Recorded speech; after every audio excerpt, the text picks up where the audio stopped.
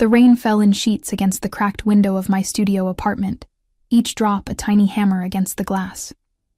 3 months in this forgotten corner of Chicago, and I still jolted at every sound. My fingers trembled as I applied concealer to the fading yellow bruise below my left eye, the last gift Ryan had given me before I escaped.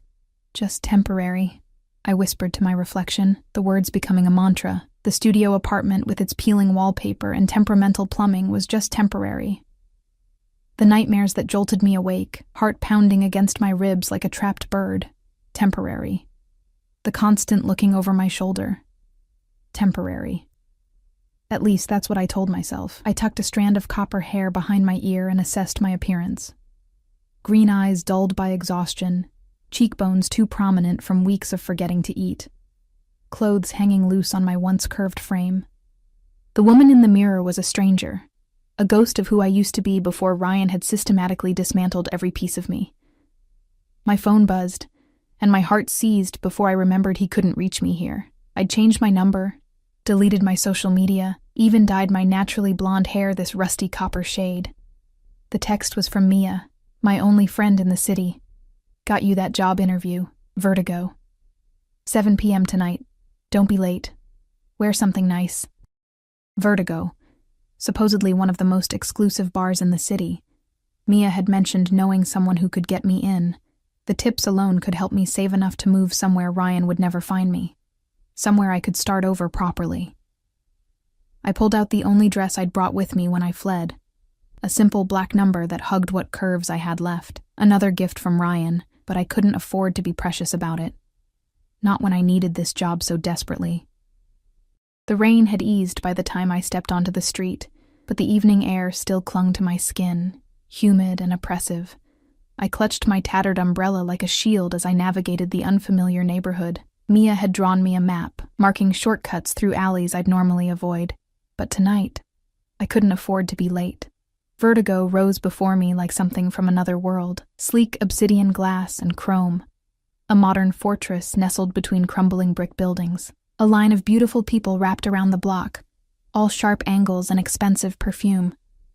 I gripped my resume tighter, suddenly aware of my chipped nail polish and the small scuff on my second-hand heels. The bouncer, a mountain of a man with hands the size of dinner plates, blocked my path.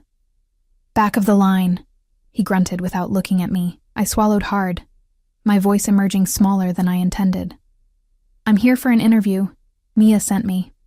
Something flickered in his eyes at the mention of Mia's name. He scrutinized me for a moment, then stepped aside with a curt nod toward a discreet side entrance. Through there. Ask for Anton. The side door opened into a dimly lit hallway that smelled of expensive liquor and subtle cologne. The bass from the club pulsed through the walls, vibrating beneath my feet as I made my way deeper into the building. My heart hammered against my ribs, each beat a warning I couldn't quite decipher. A young woman with a sleek black bob and winged eyeliner sharp enough to cut glass appeared at the end of the corridor. You must be Ellie, she said, her eyes sweeping over me with clinical precision. I'm Vivian. Anton's busy. I'll take you to his office.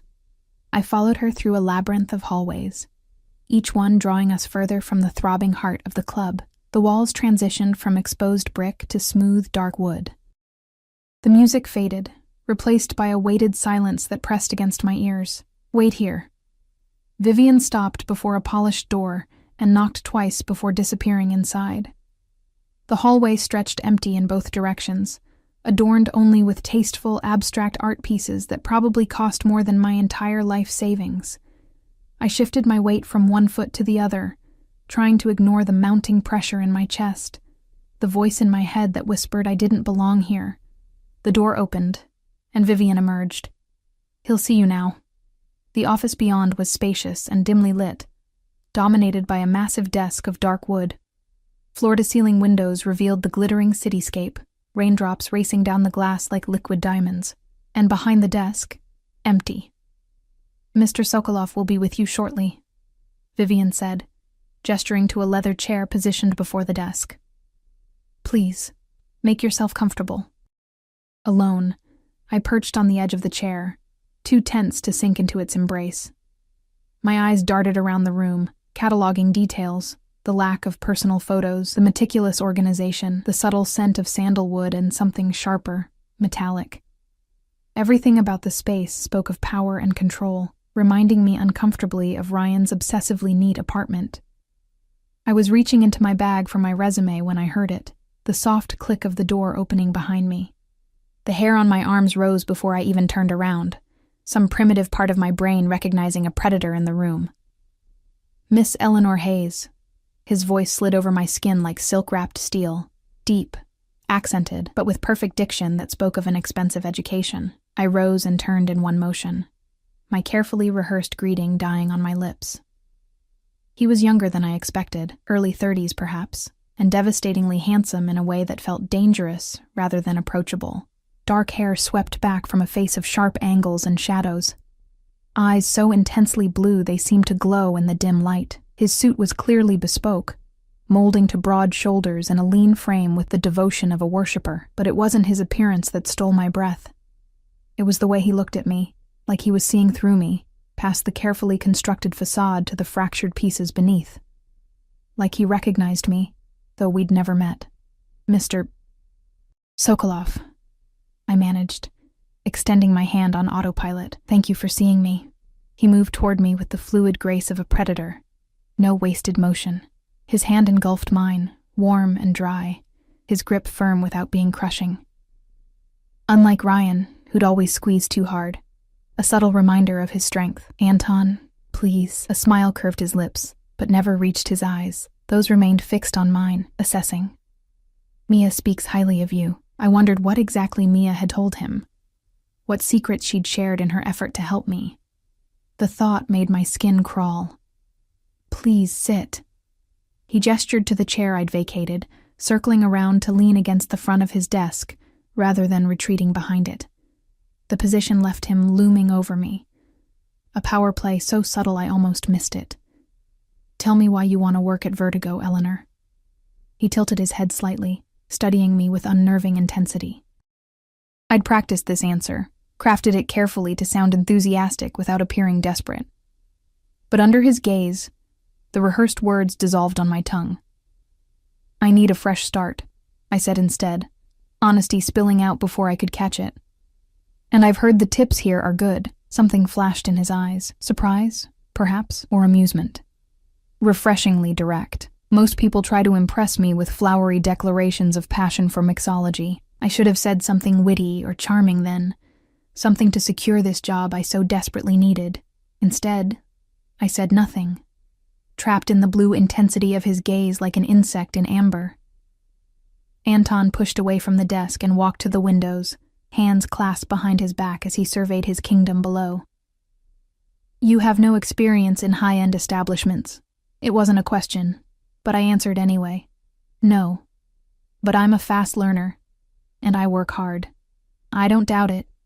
He turned back to face me, his expression unreadable. There's something haunted about you, Eleanor. You're running from something, or someone. My blood turned to ice. I don't know what you... Please. He held up a hand. I'm not asking for your story. We all have pasts we'd rather leave behind. What matters to me is whether you can do the job, and whether you can be trusted. The abrupt shift to business steadied me. This, at least, I could handle. I can do both. Anton studied me for another long moment, then nodded once. You start tomorrow, 8 p.m. sharp. Vivian will show you out and give you the employee handbook. Read it carefully. Just like that, I had the job. No questions about my employment history. No checking of references that would lead back to my old life, to Ryan. Relief crashed over me, nearly buckling my knees. Thank you, I said, rising on unsteady legs. You won't regret it. His smile was razor thin. I rarely regret my decisions, Eleanor. As if summoned by thought alone, Vivian appeared at the door. I turned to follow her, but Anton's voice stopped me. One last thing. His tone made me turn back slowly, dread pooling in my stomach. The bruise beneath your makeup, it's healing nicely. Make sure there are no more. My hand flew to my cheek, horror washing through me. Good night, Eleanor. His tone made it clear the conversation was over. Welcome to Vertigo. I stumbled after Vivian, my mind racing. How had he seen through my carefully applied concealer? What did he know about me? And why did I feel like I just made a deal with a devil I didn't understand? The rain had returned by the time I stepped back onto the street, heavier now, washing away the city grime in torrents. I let it soak me, too numb to open my umbrella. I had the job. I could stay in Chicago, hidden in plain sight. I could start rebuilding. I was so lost in thought that I didn't notice the black SUV idling across the street, its tinted windows reflecting the neon lights of the city. I didn't see the driver watching me through the rain, or the way his hand moved to his ear, speaking quietly into a hidden microphone. I didn't know that by accepting this job, I'd stepped from one cage into another, one lined with velvet rather than barbed wire, but a cage nonetheless. All I knew was that something about Anton Sokolov terrified me in a way Ryan never had, because while Ryan's cruelty had been chaotic and emotional, Anton's felt calculated, precise, the kind of man who never lost control because he never had to. And somehow, inexplicably, that made me feel safer than I had in months. Sleep eluded me that night. I tossed in my narrow bed, haunted by ice-blue eyes that seemed to strip away my carefully constructed defenses. By morning, exhaustion had settled into my bones like an old friend, but beneath it thrummed an unfamiliar energy, anticipation, perhaps, or fear, disguised as excitement. The employee handbook sat on my rickety kitchen table, its sleek black cover emblazoned with the silver Vertigo logo. I'd read it cover to cover twice already, memorizing the dress code: all black, minimal jewelry, makeup elegant but understated. The house rules: never sit with customers unless invited, never accept drinks while on duty, never discuss what happens inside Vertigo once you leave, and the hierarchy: bartenders at the top, followed by servers, then barbacks and support staff. I spent the day in a haze of preparation, washing my hair until it gleamed, painting my nails a deep burgundy that would pass as black in dim lighting, practicing how to walk in the only decent heels I owned. Anything to keep my mind from wandering to Anton Sokolov and the way his presence had filled that office, making it difficult to breathe. Mia called around noon, her voice crackling with static and something that sounded like relief. "You got it. I knew you would," she said, the background noise suggesting she was at her hospital job. "Anton never makes snap decisions, but I told him you were perfect." "What exactly did you tell him about me, Mia?" I kept my tone light, casual, though my knuckles whitened around the phone. A pause. "Just that you needed a break, that you're reliable. Nothing personal." The hesitation told me everything. "You told him about Ryan?" "Not details," she said quickly. "Just that you were leaving a bad situation. Anton. He has resources, Ellie. If your ex ever showed up, Anton could make sure he regretted it." Ice slid down my spine. What kind of bar owner has resources for that sort of thing? Another pause, longer this time. "Anton's family has been in Chicago for generations. They have connections." She lowered her voice. "Listen, just be professional and do your job. Anton's fair to people who are loyal. That's all you need to know." The call ended before I could press further, leaving me with more questions than answers. What had I walked into? What did connections mean in this context? The word carried ominous undertones, conjuring images of smoke-filled rooms and blood-stained concrete. By the time I arrived at Vertigo that evening, 30 minutes early, anxiety making punctuality imperative, my nerves were strung tight as piano wire. The same bouncer from yesterday nodded in recognition, directing me to a different side entrance marked "Staff Only." Inside, the employee area was a stark contrast to the opulent club beyond. Utilitarian lockers lined one wall, a small break room with coffee machine and refrigerator occupied the corner, and a long mirror stretched above a counter cluttered with hair products and makeup. Several women were already there, transforming themselves from ordinary to extraordinary with practiced efficiency. Vivian materialized beside me, clipboard in hand. "Locker 17 is yours. Uniform is in there. You have 15 minutes to change and report to the main bar for training." The uniform was simple, but elegant. A fitted black button-up shirt with the Vertigo logo embroidered in silver thread over the heart, and slim black pants that hugged my curves more flatteringly than I expected. I changed quickly, hyper-aware of the other women watching me with thinly veiled curiosity. A tall blonde with sharp cheekbones and sharper eyes approached as I struggled with the unfamiliar tie that completed the ensemble. "Here." She batted my hands away, her fingers deftly creating a perfect knot. "You're Anton's new project." It wasn't a question, but I answered anyway. "I'm just a new hire, Ellie." Her laugh was musical but held no warmth. "Anton doesn't personally interview bar staff, sweetheart. He has managers for that." She stepped back, assessing me with narrowed eyes. "I'm Natasha, head bartender. You'll be shadowing me tonight." The main bar was a masterpiece of dark wood and gleaming chrome. A horseshoe-shaped island in a sea of plush velvet booths and low tables. The back wall was an illuminated display of spirits, many bottles I didn't recognize, arranged with artistic precision. Natasha moved behind the bar with the confidence of someone in her natural habitat, immediately checking inventory and prep work with a critical eye. "Watch everything I do," she instructed, her tone leaving no room for argument. "Don't touch anything unless I tell you to. Don't speak to customers unless spoken to, and if Anton or any of his associates come in, you let me handle them. Understood?" I nodded, wondering again what sort of place I'd found myself in. What sort of man inspired such deference in a woman who clearly feared very little? The club filled quickly once doors opened. The clientele a mix of beautiful people in designer clothes, older men with young arm candy, and the occasional group that didn't quite fit the luxury aesthetic, but moved with the confidence of those who belonged anyway. I observed Natasha as instructed, marveling at the speed and precision with which she crafted complex cocktails while maintaining effortless conversation with customers. "Remember faces," she murmured during a brief lull, not looking up from the mint she was muddling. "Anton values staff who can greet regulars by name and remember their usual orders." I was memorizing the layout of the bar, the location of each bottle and tool, when the atmosphere shifted. It was subtle but unmistakable. Conversations quieting, postures straightening, eyes darting toward the VIP section in the corner. Without looking up, Natasha reached for a specific bottle of vodka, one kept separate from the others, its Cyrillic label unreadable to me. "He's here," she said under her breath. "Stay here, I'll be right back." I watched her move out from behind the bar, the crowd parting for her like the Red Sea as she carried a tray with the vodka bottle and a single crystal glass toward the VIP area. I couldn't see who sat in the shadowed booth, but I felt the weight of attention like a physical thing, the same crawling sensation between my shoulder blades that I'd felt in Anton's office. He was watching me. I knew it, with the same instinctive certainty prey feels when a predator's gaze locks on.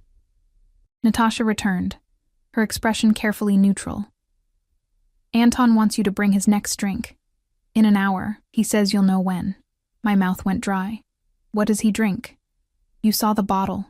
2 fingers neat, no ice." Her eyes narrowed slightly. "What did you do to catch his attention like this?" "Nothing," I said truthfully. "I don't know why he's interested in me." Natasha studied me for a moment longer before turning away with a shrug that clearly said your funeral. The next hour passed in a blur of observation and minor tasks, fetching ice, slicing garnishes, memorizing the house specialty cocktails that adorned the leather-bound menu. At precisely the 1-hour mark, I felt it again, that prickling awareness. I looked up involuntarily, my gaze drawn to the VIP section like a magnet to true north. Anton sat alone now, his security detail positioned discreetly nearby. His eyes found mine across the crowded room, and he raised his empty glass slightly, a silent summons. My hands trembled as I prepared his drink, painfully aware of Natasha's scrutiny and the weight of Anton's expectation. The bottle was heavier than I anticipated, the liquor catching the light like liquid platinum as it flowed into the crystal tumbler. The path to the VIP section felt miles long, each step carrying me further from safety and deeper into unknown territory. The music pulsed around me, bass thrumming through my veins in counterpoint to my racing heart. Security personnel, enormous men with earpieces and expressionless faces, watched my approach with cold calculation. Anton tracked my progress with those unnervingly blue eyes, his face revealing nothing. He sat alone in a curved booth that could easily seat 8, one arm stretched along the back cushion, the picture of relaxed authority. His suit tonight was charcoal gray, his shirt pristine white with no tie, the top buttons undone to reveal a glimpse of tanned skin and the glint of a platinum chain. Eleanor. My name in his mouth sounded different somehow. Weightier, more significant. How are you finding your first night? I set the glass before him with a steady hand that surprised even me. Educational. A smile flickered at the corner of his mouth. Sit, he said, gesturing to the space beside him. When I hesitated, his smile widened fractionally. It's not a request. I slid into the booth, careful to maintain space between us. Up close, I could smell his cologne. Something expensive and subtle, notes of cedar and spice with an underlying warmth that was purely him. The scent triggered something primal in my brain. A warning, perhaps, or something more complicated. Natasha is an excellent teacher, he said, lifting the glass I'd brought him, but she can be territorial. If she gives you trouble, let me know.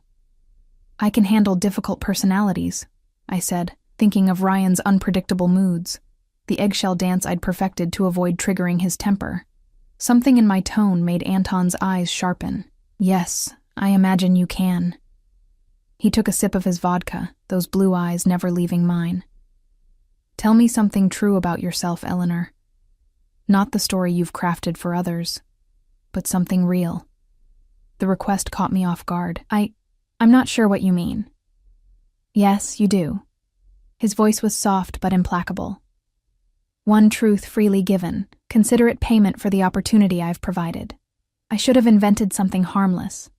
A childhood memory, a trivial preference, anything but the raw truth that spilled from my lips. I'm terrified all the time, I admitted, the words barely audible over the music. Even before him. I've always been waiting for something awful to happen, and when it finally did, it was almost a relief, like the monster under the bed finally showed itself. Anton's expression didn't change, but something in his eyes shifted, darkened. And now you wonder if you've simply exchanged one monster for another. It wasn't a question, so I didn't answer. I couldn't. Your monster, he said after a moment, swirling the clear liquid in his glass. Does he have a name?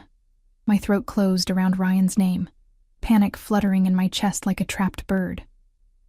Anton watched the emotions play across my face with clinical interest. You don't need to tell me.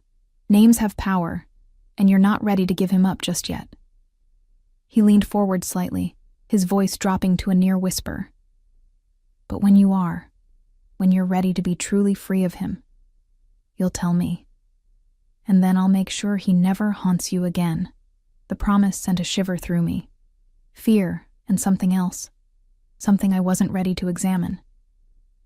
Is that what you do? Make people disappear? He laughed then, a genuine sound that transformed his face, making him appear younger, almost approachable. I'm a businessman, Eleanor. I provide services and products that people want. He gestured toward the club around us. This is one of my more legitimate enterprises. The implication hung in the air between us. I should have been frightened. I should have stood up and walked out, left Chicago entirely. Instead, I found myself asking, why me? Why offer me a job when you clearly know nothing about me? Anton studied me for a long moment. Perhaps I recognized something in you, a survivor's instinct. Or perhaps I simply wanted to see if you'd take it, if you'd step willingly into the unknown, rather than remain in a familiar hell. And which did I choose? My voice emerged steadier than I felt. His smile was slow, predatory. That remains to be seen. He glanced over my shoulder, a subtle signal that sent one of his security men moving toward us. You should return to the bar. Natasha will be wondering what's keeping you.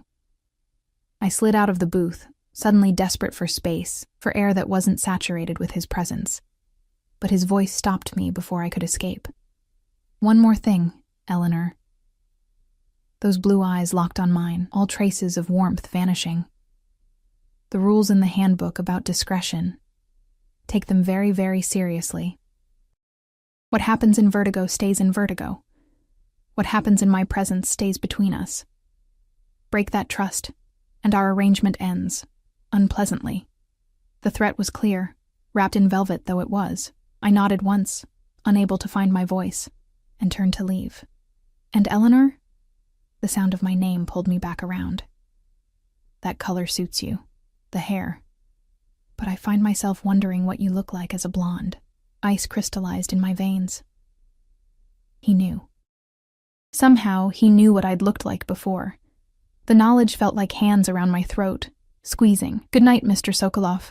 I retreated, feeling his eyes on me until I disappeared into the crowd.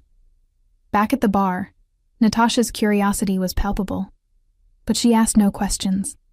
The rest of the night passed in a blur of orders and movements, my body operating on autopilot while my mind raced. By closing time, my feet ached and my head pounded.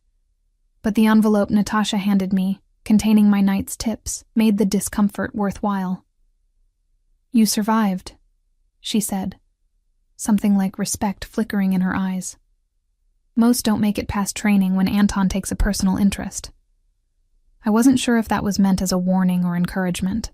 Either way, I had no choice now but to continue. The money in that envelope represented freedom, or at least the beginnings of it. One step at a time away from Ryan, even if it meant stepping closer to Anton Sokolov and whatever dangerous world he inhabited. As I left through the staff exit, the same black SUV from the night before idled across the street. This time, I noticed it immediately, my senses heightened by exhaustion and adrenaline. The window lowered slightly as I watched, revealing nothing but shadow and the burning end of a cigarette. Then it rolled up again, and the vehicle pulled away, tires whispering against wet asphalt. I walked home through deserted streets, jumping at every sound, Anton's words echoing in my mind, a survivor's instinct. Is that what had led me here? Not escape, but some twisted form of self-preservation that recognized one predator as less dangerous than another? The thought followed me home, into my dreams, where blue eyes watched from the shadows and hands that should have felt threatening offered protection instead. 3 weeks at Vertigo had transformed my life in ways I hadn't anticipated. My studio apartment, once barren save for necessities, now boasted small luxuries: a plush throw for the threadbare couch, decent kitchen knives, a coffee maker that didn't sound like it was dying each morning. The tips were better than good, they were life-changing. More than the money, though, was the routine. The stability I hadn't realized I craved after months of looking over my shoulder. I'd settled into a rhythm: sleep until noon, errands in the early afternoon, work from 8 until the club closed at 3, then the quiet walk home through streets that no longer seemed as threatening. Most nights, Anton made an appearance at the club, though he rarely stayed long. Sometimes he would summon me to his table for a brief conversation. Other times, he'd simply watch from a distance, those ice blue eyes tracking my movements as I worked. I told myself his interest was professional, a boss monitoring a new employee, but the weight of his gaze carried something more proprietary, something that should have sent me running but instead ignited a warmth I'd thought Ryan had extinguished permanently. Tonight, however, was different. For one, Anton hadn't appeared by his usual hour. For another, Natasha was on edge, checking her phone every few minutes, snapping at junior staff for minor infractions. "Is everything okay?" I asked during a lull, restocking the garnish tray while Natasha aggressively polished already gleaming glassware. She glanced around before leaning closer. "Anniversary of Mikhail Sokolov's death. Anton's father," she added at my blank look. "He doesn't come in on this date, usually holes up at the estate with family." I absorbed this information, this tiny glimpse into Anton's personal life. "How did his father die?" Natasha's eyes widened fractionally. "You don't know anything about the Sokolovs, do you?" She shook her head before I could respond. "Car bomb, 10 years ago. Made Anton head of the family business at 23, changed him." The casual mention of a car bomb should have shocked me more than it did. Instead, pieces began fitting together. Anton's security detail, the deference bordering on fear he inspired, the legitimate business comment. "He's not just a nightclub owner, is he?" My voice emerged as barely a whisper. Natasha's laugh held no humor. "Nightclubs, restaurants, construction companies, import-export businesses, real estate, the Sokolov portfolio is diverse." Her tone made it clear there were other, less discussable income streams. "Anton took what his father built and expanded it tenfold. He's untouchable in this city." Before I could ask more, The crowd parted like the Red Sea, conversations hushing as Anton himself materialized at the bar. He wore black on black, suit, shirt, tie, his face paler than usual, shadows beneath his eyes suggesting sleepless nights. Behind him loomed his usual security detail, their expressions grimmer than normal. "Natasha," he greeted, his voice rougher than I'd ever heard it. "A bottle of the reserve, my father's favorite." She nodded, retrieving a dusty bottle from beneath the bar, its label faded with age. Without being asked, I gathered a tray and 2 crystal glasses, earning a raised eyebrow from Anton. "For you and your guest," I explained, nodding toward a striking older woman who'd entered behind him. Her silver-streaked dark hair was pulled into a severe chignon, her black dress elegant but conservative. Even without the family resemblance, I would have recognized Anton's mother in the regal way she carried herself, the careful way Anton guided her to his usual booth. "Bring it yourself," he instructed, his hand brushing mine as he turned away, a fleeting contact that sent electricity skittering along my nerves. I followed at a respectful distance, allowing them time to settle before approaching with the tray. Up close, Mrs. Sokolov was even more intimidating, her face a feminine version of Anton's, those same penetrating blue eyes sweeping over me with calculating precision. "You must be Eleanor," she said, her accent thicker than her son's. "Anton has mentioned you." I nearly fumbled the bottle in surprise. Anton had talked to his mother about me. "It's a pleasure to meet you, Mrs. Sokolov."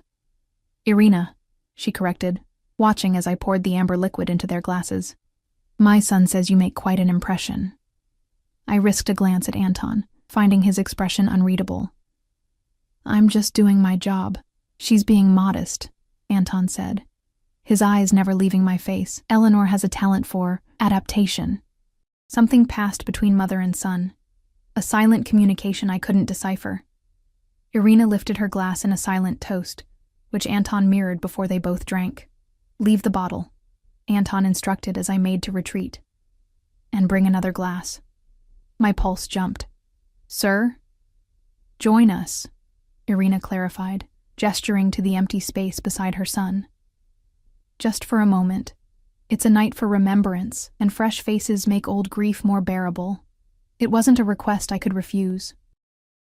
I retrieved another glass and slid into the booth beside Anton, acutely aware of his proximity, the heat of him burning through the sleeve of my uniform where our arms nearly touched.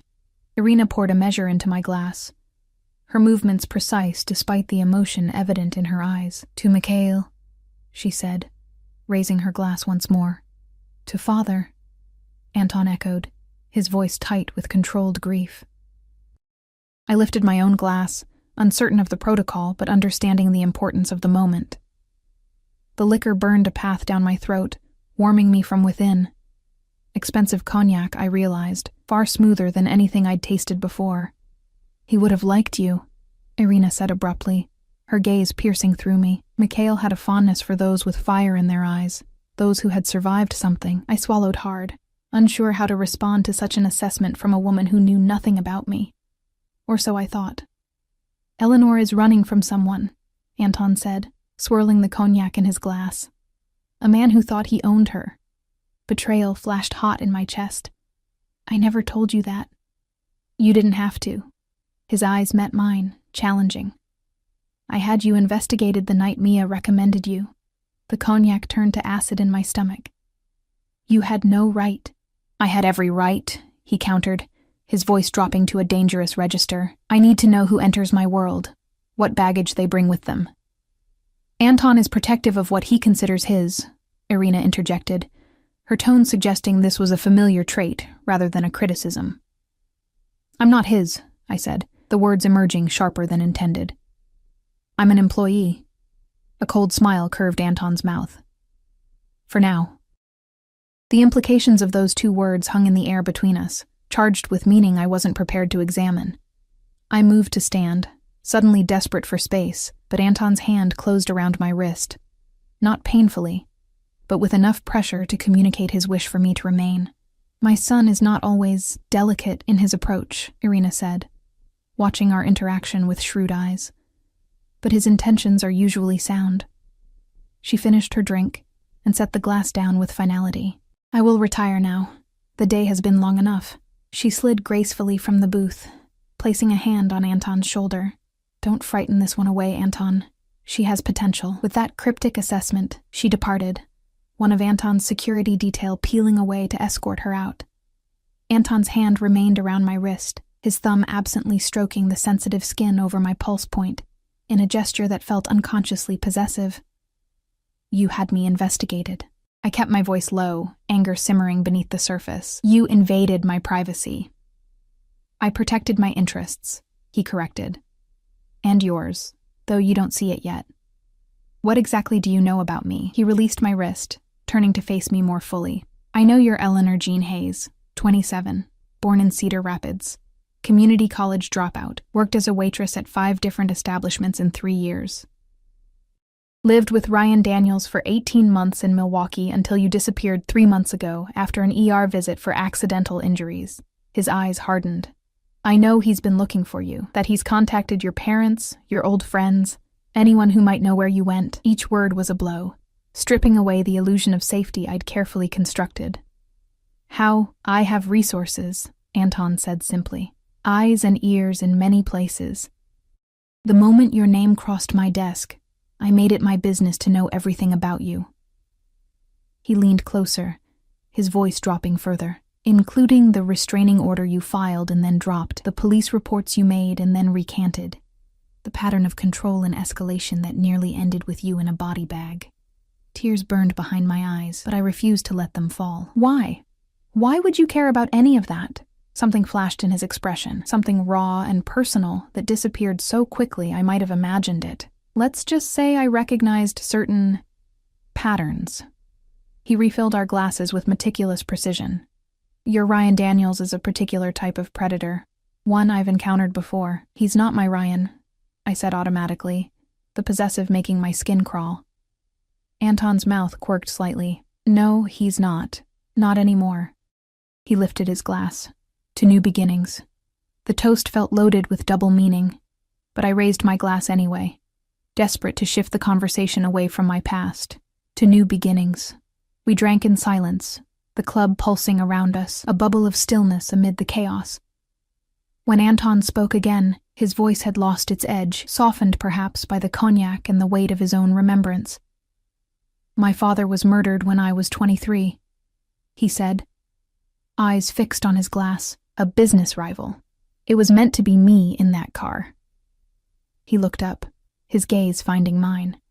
"I've spent a decade ensuring no one ever gets that close to my family again. That no one takes what's mine." The possessive pronoun lingered between us, loaded with significance. I knew I should be frightened by the implications. The casual reference to murder, the hint of violence beneath his controlled exterior. Instead, I found myself leaning closer, drawn to the raw honesty in his voice. "Is that what you think Ryan would do if he found me? Kill me?" Anton's expression darkened. Men like that don't know how to let go. They'd rather destroy what they can't possess. His hand found mine on the table, engulfing it. "But he won't find you. Not here. Not while you're under my protection." "I never asked for your protection," I said, though I made no move to reclaim my hand. "You didn't have to." His thumb traced circles against my palm, the intimate gesture sending shivers up my arm. "It was given the moment you walked into my club. I should have pulled away. I should have thanked him politely and returned to work. I should have done anything but what I did, which was to turn my hand over, allowing our fingers to intertwine." "Why?" I whispered, the question encompassing everything. His interest, his protection, the way he looked at me like I was something precious rather than broken. Anton's free hand rose, fingers hovering near my cheek without quite touching. "Because I've been watching you rebuild yourself piece by piece. Because there's steel beneath the softness. Because—" He cut himself off, withdrawing slightly. "Because everyone deserves a second chance." It wasn't the whole truth, but I sensed it was all I would get tonight. I extricated my hand from his gently, gathering my professional demeanor around me like armor. "I should get back to work." He nodded, the mask of control sliding back into place. "Of course." I slipped from the booth, feeling his eyes on me as I made my way back to the bar. Natasha's questioning look went unanswered as I threw myself into work. desperate for the mindless routine of mixing drinks and making change to drown out the tumult of my thoughts. The night progressed, the club growing busier as midnight approached. I lost myself in the rhythm of the bar, in the mechanical precision of crafting cocktails. It wasn't until nearly 2 that I realized Anton had disappeared, his booth now occupied by a group of young professionals splashing around money and designer drugs with equal abandon. "He left about an hour ago," Natasha said, following my gaze. "Looked like he got a phone call, left in a hurry." I nodded, ignoring the inexplicable disappointment that settled in my chest. It was better this way, safer to maintain professional distance from a man who casually referenced murder and had me investigated without my knowledge or consent. By closing time, my feet ached, and my smile had long since ceased to reach my eyes. I counted my tips methodically, another excellent night, and changed back into street clothes, eager for the solitary walk home and the oblivion of sleep. The night air was unseasonably warm for late September, humidity clinging to my skin as I made my way through the familiar route home. My mind wandered, replaying the evening's revelations, so I didn't immediately register the sound of footsteps behind me, until they quickened to match my pace. Adrenaline flooded my system, Ryan's favorite tactics flashing through my mind. How he'd follow me home from work, waiting until I was alone to confront me, to remind me I was never truly free of him. I quickened my step, hand diving into my purse for the pepper spray I'd carried since fleeing Milwaukee. "Ellie." The voice, so achingly, terrifyingly familiar, froze me mid-stride. "Don't you dare run from me again." I turned slowly, fingers clenched around the pepper spray canister. And there he was, Ryan Daniels, exactly as I remembered, yet somehow diminished. His once intimidating frame appeared smaller, his handsome face haggard with what might have been grief or rage or both. "How did you find me?" My voice emerged steadier than I felt, adrenaline lending me temporary courage. He stepped closer, moonlight catching on the gold wedding band he still wore, the one that had left countless bruises on my skin when encased in his fist. "You think I wouldn't recognize you with dyed hair? That I wouldn't check every major city within driving distance?" His laugh was bitter. "You've always underestimated me, Ellie. It's why we had problems." "We had problems because you're abusive," I said, the words I'd never dared speak aloud during our relationship emerging now, sharp with truth. "Because you hurt me. Repeatedly." Rage flashed across his face, that familiar transformation that had once terrified me into submission. "I loved you. I gave you everything, and you repaid me by running away like a thief in the night. I left with nothing but the clothes on my back," I reminded him, backing away as he advanced. "Everything in that apartment was bought with your money, remember? You reminded me daily. And now look at you, tending bar, serving drinks to rich men. Is that really better than the life I gave you?" He was close enough now that I could smell the whiskey on his breath, see the whites of his bloodshot eyes.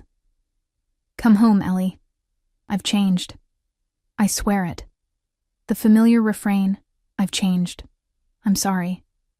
It'll be different," washed over me without effect. I'd heard it too many times after too many bruises to believe it now. "Go home, Ryan," I said, pepper spray now held visibly between us. "I'm not yours anymore. I never was." His face contorted, hand shooting out to grab my wrist before I could react, squeezing until the pepper spray clattered to the sidewalk. "You're mine until I say you're not," he growled, yanking me toward him. "No one else will ever want you like I do. Damaged goods that you are." I struggled against his grip, memories of similar confrontations paralyzing me with terror even as I fought. "Let me go." I aimed a kick at his shin, connecting solidly enough to make him curse and loosen his hold. It was enough. I wrenched free and ran, not toward my apartment. I couldn't lead him there, but back toward Vertigo, toward people and lights and safety. I'd made it perhaps half a block when he caught me, one hand fisting in my hair, the other clamping over my mouth to stifle my scream. "Always running," he hissed against my ear, dragging me toward the shadows of an alley. "Always fighting what you know is inevitable."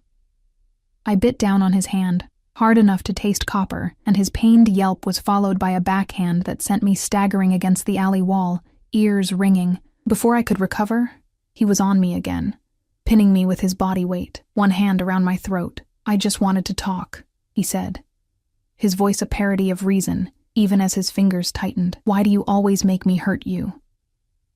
Black spots danced at the edges of my vision, the pressure on my windpipe making each breath a struggle. This was it, I realized with strange clarity. This was how I died, in a dirty alley at the hands of a man who claimed to love me. Then, abruptly, the pressure vanished. Ryan was ripped away with such force that he stumbled backward several steps before landing hard on the pavement. I slumped against the wall, gasping for air, vision clearing just in time to see Anton Sokolov step between us, his back to me, facing Ryan with coiled stillness that promised violence. "I believe the lady asked you to let her go," Anton said, his accented voice colder than I'd ever heard it. Ryan scrambled to his feet, bewilderment giving way to anger as he assessed the newcomer. "This doesn't concern you. This is between me and my fiancé." I managed, my voice raw. "Ex-fiancé." Anton didn't turn, didn't acknowledge my correction. He simply stood there, a dark sentinel between me and danger. "I'm giving you one opportunity to walk away," he told Ryan, each word precisely enunciated. "Take it." Ryan laughed incredulously. "Or what? You'll call the cops?" "Go ahead." "I have a right to speak to her. The police aren't my preferred method of conflict resolution," Anton said, so quietly I barely heard him. He made a subtle gesture with one hand, and suddenly the alley entrance filled with shadows. The same security personnel who followed him at the club, now arranged in a semicircle that effectively blocked any escape route. Ryan's bravado faltered, reality finally penetrating his alcohol-fueled rage. "Who the fuck are you?" Anton stepped closer to him, moving with that same fluid grace that had first caught my attention. "I'm the man who's allowing you to leave here with all your limbs intact, provided you do so immediately and never attempt to contact Eleanor again." Something in his tone, the casual certainty perhaps, or the specific threat, finally penetrated Ryan's anger. He glanced from Anton to the men blocking the alley, then to me, his expression hardening into something ugly. "This is who you left me for? Some foreign gangster?" He spat on the ground near Anton's immaculate shoes. "You'll regret this, Ellie. Both of you. The only one with regrets will be you if I ever see your face again," Anton replied, stepping aside to clear a path to the alley entrance. "Now go." Ryan hesitated, clearly weighing his options, before shouldering past Anton with as much dignity as he could muster. He paused beside me, leaning close enough that I flinched away. "This isn't over," he whispered, before continuing past the line of security men and disappearing into the night. Only when his footsteps had faded did Anton turn to me, his composed expression cracking to reveal genuine concern. "Are you hurt?" The simple question, asked without accusation or impatience, broke something inside me. Tears I'd held at bay for months spilled over, my legs buckling as reaction set in. Anton caught me before I hit the ground, gathering me against his chest with surprising gentleness. "I've got you," he murmured, one hand cradling the back of my head, the other wrapped securely around my waist. "You're safe now." I should have questioned why he was there, how he'd known I needed help. I should have been frightened by the casual way he'd threatened Ryan, the implicit violence in his words. Instead, I clung to him, face buried against his shoulder, breathing in the now familiar scent of his cologne as sobs racked my body. "Take her to the penthouse," I heard him instruct someone over my head. "I'll follow shortly." "No," I managed, pulling back enough to see his face. "My apartment is no longer safe," he finished firmly.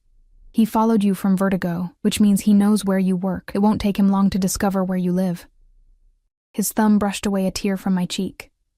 "The penthouse has security. You'll be protected there." I wanted to argue, to insist on my independence, but exhaustion and fear overwhelmed my pride. I nodded weakly, allowing Anton to guide me toward a familiar black SUV idling at the curb. "I need to ensure our friend understands the consequences of tonight's actions," Anton said as he helped me into the vehicle. "Dmitri will take you to the penthouse. I won't be long." "What are you going to do?" I asked, sudden alarm piercing through my shock. Anton's smile was cold and without humor. Nothing permanent. Just a conversation to reinforce tonight's lesson. I should have protested. Should have insisted he let Ryan go. Let the police handle it. Instead, I found myself nodding. A dark satisfaction unfurling in my chest at the thought of Ryan experiencing even a fraction of the fear he'd inflicted on me. "Be careful," I said instead, reaching for his hand. "He's dangerous when he's cornered." Anton's expression softened slightly, his fingers squeezing mine. "So am I." He stepped back, closing the SUV door with finality. "Go, rest. I'll join you soon." As the vehicle pulled away, I caught a glimpse of Anton in the side mirror, still standing in the street, phone already at his ear as he issued instructions to someone on the other end. In that moment, framed by streetlights and shadow, he looked every inch what Ryan had called him, a gangster, a man of violence and power, and yet, all I felt was safe for the first time in months. The Sokolov penthouse occupied the top floor of a sleek high-rise overlooking the river, the kind of building with a uniformed doorman and a private elevator that required a keycard to access. Dmitri, Anton's driver and apparent head of security, escorted me up with silent efficiency, his broad shoulders and vigilant eyes a reassuring presence after the night's events. The apartment itself was a study in understated luxury, soaring ceilings, floor-to-ceiling windows showcasing the glittering cityscape, furnishings that whispered of wealth rather than shouting it. Modern art adorned the walls, sculptures of twisted metal and glass catching the low light. It was beautiful and impersonal, more like a high-end hotel suite than a home. "Mr. Sokolov said you should make yourself comfortable," Dmitri said, gesturing toward a hallway. "Guest room is first door on the left. There should be everything you need." "Thank you," I managed, my voice still raw from Ryan's assault. "Do you know when he'll be back?" Dimitri's expression revealed nothing. "When he's finished. The kitchen is stocked if you're hungry. Security is downstairs and monitoring all entrances." He paused at the door. "No one gets in without authorization. You're safe here." With that, he departed, leaving me alone in Anton's domain. I stood frozen for several minutes, reality washing over me in nauseating waves. Ryan had found me. He'd been watching me, following me. If Anton hadn't appeared when he did. I forced the thought away, moving on unsteady legs toward the guest room. Like the rest of the penthouse, it was elegant and impersonal. King-sized bed with crisp white linens, abstract painting in muted blues above the headboard, attached bathroom gleaming with marble and chrome.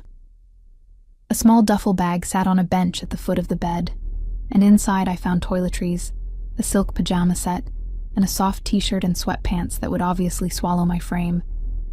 Anton's clothes, I realized with a strange flutter in my chest. I showered mechanically, water as hot as I could stand it, scrubbing my skin until it flushed pink. The bruises were already forming, fingerprints around my throat, a darkening patch on my cheek where Ryan's backhand had connected. I dried off and pulled on the t-shirt, the fabric carrying that same subtle cologne that clung to Anton, the one that had become synonymous with safety in my mind. Sleep was out of the question. I wandered back to the main living area, drawn to the panoramic view of the city. Chicago sprawled below me, a tapestry of lights and shadows, beautiful from this distance. Somewhere down there, Anton was confronting Ryan.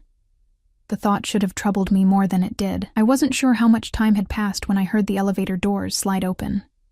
I turned from the window to find Anton standing in the entryway, his suit jacket removed, shirt sleeves rolled to expose strong forearms. His knuckles were raw, a small cut above one eyebrow trickling blood he hadn't bothered to wipe away. "You're hurt," I said stupidly, moving toward him without conscious thought. His mouth quirked in a humorless smile. "Superficial. Your former fiancé has a surprisingly decent right hook." A chill ran through me at the implication. "What did you do to him?" Anton crossed to a sideboard and poured 2 glasses of amber liquid, his movements precise despite what must have been significant pain in his hands. "Nothing he didn't deserve, nothing permanent."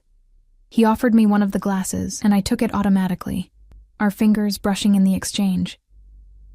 "That's not an answer. It's the only one you're getting tonight." His eyes traveled to my throat, darkening at the sight of the bruises forming there. You should have told me he was so violent. I didn't know you, I said simply, taking a sip of what turned out to be excellent whiskey. And it's not exactly first date conversation material. Not a date, just an interview for a job I didn't need, Anton countered, moving to stand beside me at the window. You must have wondered why I hired someone with no high-end bar experience for my most exclusive club. I had wondered, of course, but had been too grateful for the opportunity to question it too deeply. Mia said you were doing her a favor. Mia's husband works for me, Anton said, swirling the whiskey in his glass. When she mentioned a friend in trouble, running from an abusive ex, I saw an opportunity to help someone who needed it. I've made it something of a personal mission over the years. I studied his profile, sharp and aristocratic in the low light. Why? Anton was silent for so long I thought he might not answer. When he finally spoke, his voice was quieter, stripped of its usual commanding tone. My sister, Katya, she was 19 when she met him. Charming, successful businessman.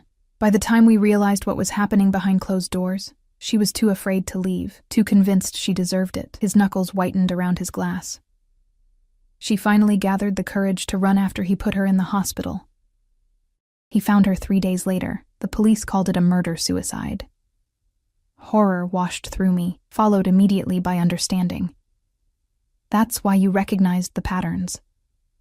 I've become something of an expert, he said with bitter self-mockery. I recognize the signs, the hypervigilance, the way you flinch at sudden movements, how you always position yourself near exits. He turned to face me fully. I couldn't save Katya, but I've helped others since. Set them up with new identities, jobs, places to live where they can't be found. Is that what you're doing with me, adding me to your collection of rescued women? Anton's eyes narrowed slightly. You're not a collectible, Eleanor. You're... He stopped, seeming to reconsider his words. You remind me of her. Not physically, but in spirit. She had the same quiet strength beneath the fear. The same fire. I don't feel very strong right now, I admitted, one hand rising unconsciously to touch the bruises on my throat. Anton set his glass down and stepped closer, his fingers replacing mine, ghosting over the marks with a gentleness that belied the violence those same hands had likely inflicted earlier tonight. Strength isn't about not being afraid, he said softly. It's about continuing despite the fear. Our eyes met, and something shifted in the air between us, the careful distance we'd maintained dissolving in the wake of shared vulnerability. His hand moved from my throat to my face, thumb brushing my cheek in a tentative caress. I want to kiss you, he said, the words stark with honesty. But I won't. Not tonight. Not when you're still processing everything that's happened. The admission, and the restraint it revealed, touched me more deeply than I expected. This man, who clearly took what he wanted in every other aspect of his life, was giving me choice, control. Thank you, I whispered, letting my own hand rise to cover his where it rested against my cheek, for saving me, for bringing me here, for not kissing me. A smile ghosted across his mouth. Don't thank me for basic human decency. In my experience, decency isn't all that common. I stepped back, suddenly overwhelmed by his proximity, by the weight of the night's events. I should try to sleep. Anton nodded, retrieving his whiskey glass. Of course. We'll talk more in the morning, make arrangements for your security going forward. You think he'll come back? It wasn't a question. Men like that don't simply disappear, Anton said, his expression hardening. But next time, you'll be prepared, protected. I wanted to argue, to insist I could protect myself, but the memory of Ryan's hand around my throat was too fresh, the terror too real. Instead, I simply nodded. Good night, Anton. Sleep well, Eleanor, he replied softly, watching as I retreated toward the guest room. Despite my certainty that rest would elude me, I fell asleep almost instantly, wrapped in sheets that smelled faintly of lavender and safety, the distant sounds of the city forming a lullaby. I dreamed of blue eyes and gentle hands, of being held rather than restrained, of a voice that promised protection without demanding submission in return. Morning came with disorientation, the unfamiliar softness of the mattress, the quality of light streaming through windows larger than my entire apartment bathroom. For a moment, I couldn't recall how I'd gotten here, why I wasn't in my own bed. Then memory returned in a rush. Ryan's ambush, Anton's intervention, the revelation of his sister's fate. I sat up slowly, wincing at the stiffness in my body, the tender bruises around my throat. The digital clock on the nightstand read 10:37 a.m., hours later than I typically woke. A soft knock at the door jolted me fully awake. "Eleanor? Are you awake?" Anton's voice, controlled and careful. I pulled the sheets higher instinctively, though the oversized t-shirt covered me completely. "Yes. Come in." He entered with a tray balanced in one hand, steam rising from a carafe of what smelled like fresh coffee. He'd changed since last night, dark jeans and a simple black sweater that somehow looked just as elegant as his tailored suits. The cut above his eyebrow had been cleaned, but not bandaged, his knuckles now properly wrapped. "I thought you might be hungry," he said, setting the tray on the bedside table. "I'm not much of a cook, but I can manage coffee and toast." The casual domesticity of the gesture caught me off guard. This was Anton Sokolov, nightclub owner, businessman, and, if I was being honest with myself, almost certainly involved in organized crime, bringing me breakfast in bed like we were... What? What exactly was happening between us? "Thank you," I said, accepting the cup of coffee he offered. "You didn't have to do this," he shrugged, perching on the edge of the bed at a respectful distance. "I wanted to. Besides, we need to talk, and I found discussions go better with caffeine." I sipped the coffee, perfect, strong, and sweet, exactly as I preferred it. Had he noticed how I took it during our conversations at Vertigo, or was it simply a lucky guess? "About last night," he began, his tone shifting to something more businesslike. "I've arranged for your things to be collected from your apartment and brought here. Dmitri and 2 of my men are handling it now." "What?" I nearly choked on my coffee. "I can't stay here. I have an apartment. A lease." "A lease in the name of Eleanor Hayes," Anton interrupted gently. "A name Ryan Daniels knows has been searching for. It's not safe for you there anymore." The reality of the situation sank in slowly. My carefully constructed new life, the independence I'd fought for, the safety I'd thought I'd found, had been shattered the moment Ryan spotted me. I was back to square one, running, hiding. "Where am I supposed to go?" I asked, hating the tremor in my voice. "I can't start over again. I don't have the resources. You have me," Anton said simply, as if offering support to virtual strangers was something he did every day. Perhaps it was. "You can stay here until we find you something more suitable. Or..." He hesitated, uncharacteristically uncertain. I raised an eyebrow, encouraging him to continue. "Or, you could stay here indefinitely," he finished. "The penthouse has 3 bedrooms. You'd have your privacy, your independence, and security." I stared at him, trying to process the offer. "You want me to move in with you? I want you to be safe," he corrected. "And this is the safest place I can offer. Ryan Daniels would never get past the lobby, let alone to this floor." "Why?" I asked, the question encompassing everything. His help, his protection, the indefinable tension between us. "What do you want from me in return?" Anton's eyes darkened slightly. "Is it so hard to believe I might simply want to help?" "Yes," I said honestly.